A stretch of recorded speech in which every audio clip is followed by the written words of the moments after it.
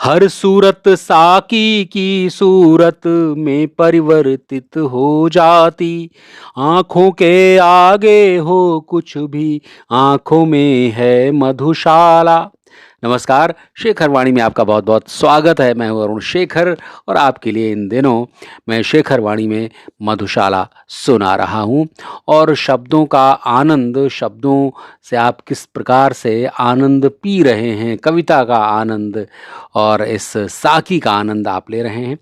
इसीलिए मैं चाहता हूँ कि इसको पूरी की पूरी सुनाऊँ। तो चलिए इस चौथी कड़ी में हरवंश राय बच्चन की मधुशाला का पाठ करता हूँ। तारक मणियों से सज्जित नभ बन जाए मधु का प्याला, सीधा करके भर दी जाए उसमें सागर जल हाला। मज मजंतला समीरण साकी बनकर अधरों पर छलका जाए।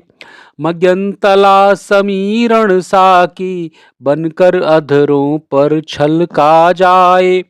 फैले हों जो सागर तट से विश्व बने यह मधुशाला। अधरों पर हो कोई भी रस जिह्वा पर लगती हाला। भाजन हो कोई हाथों में लगता रखा है प्याला।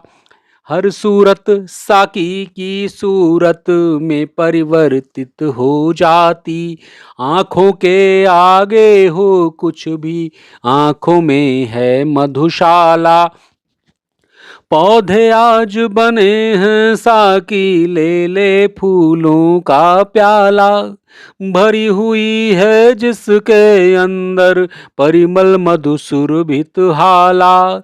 मांग मांग कर भ्रमरों के दल रस के मदिरा पीते हैं। झूम झपक मद झंपित होते उपवन क्या है मधुशाला। आगे क्या लिखते हैं कि प्रति रसाल तरुसा की सा है, प्रति मंजरी का है प्याला। किस प्रकार से वन, उपवन, बाग, तड़ाग सबको कहते कि सब जगह कहीं न कहीं साकी है, सब जगह मधुशाला है, सब जगह मधु है, सब जगह पीने वाले हैं, सब जगह पिलाने वाले हैं। कोई एक स्थान विशेष नहीं है जिसको आप शराब घर या मधुशाला या आप समझ सकते हैं। तो इस प्रकार से कवि लिखता है। अब ये चले गए हैं कहाँ पर? बाग में। वहां क्या लिखते हैं कि प्रति रसाल तरुसा की सा है, प्रति मंजरी का है प्याला। छलक रही है जिसके बाहर मादक सौरभ की हाला। छक जिसको मत वाली कोयल कूक रही डाली डाली। हर मधुर तुम्हें अमराई में जग उठती है मधुशाला।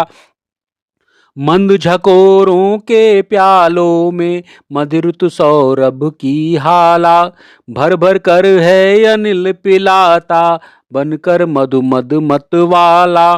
हरे हरे नव पल्लव तरुगण नूतन डाले वल्लरियां। छक छक झुक झुक झूम रही हैं मधुबन में है मधुशाला।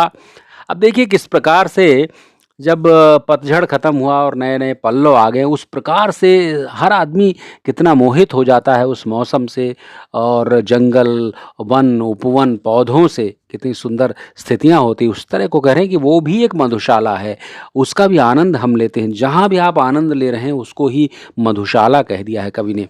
आगे लिखते हैं, साकी बन आती है प्रातः जब अरुणा उषा बाला। तारक मणि मंडित चादर दे मूलधारा लेती हाला। अगणित कर किरणों से जिसको पीखग पागल हो जाते। प्रति प्रभात में पूर्ण प्रकृति में मुखरित होती मधुशाला। अब सुबह का जो मौसम है कितना आनंददायी, कितना बेहतरीन होता है, उसको भी इन्होंने लिखा कि वो सुबह का मौसम इतना बढ़िया होता है। और वो भी मधुशाला जैसा ही है। और आगे लिखते हैं कि उतर नशा जब उसका जाता आती है संध्या बाला। बड़ी पुरानी बड़ी नशीली नित्य ढला जाती हाला। जीवन के संताप शोक सब इसको पी कर मिट जाते। सुरा सुप्त होते मद लोभी जागृत रहती मधुशाला। ये गजब की लाइन लिखी है कि जो मद के लोभी हैं, जो केवल नशा चाहते हैं, वो तो सुरा पी करके यानी कि शराब पी करके बेहोश हो जाते हैं, लेकिन जो मधुशाला है वो हमेशा जागृत रहती है। यानी कि जहाँ से आपको आनंद मिलना है, आप का आनंद कम ज़्यादा हो सकता है, लेकिन वो जगह है, वो प्रकृति, वो नेचर, वो आनंद में कभी कमी नहीं करता है। आगे लिखते हैं, किसी और मैं आंखें फेरूं दिखलाई देती हाला। किसी और मैं आंखें फेरूं दिखलाई देता प्याला। किसी और मैं देखूं मुझको दिखलाई देता साकी। किसी और देखूं दिखलाई पड़ती मुझको मधुशाला।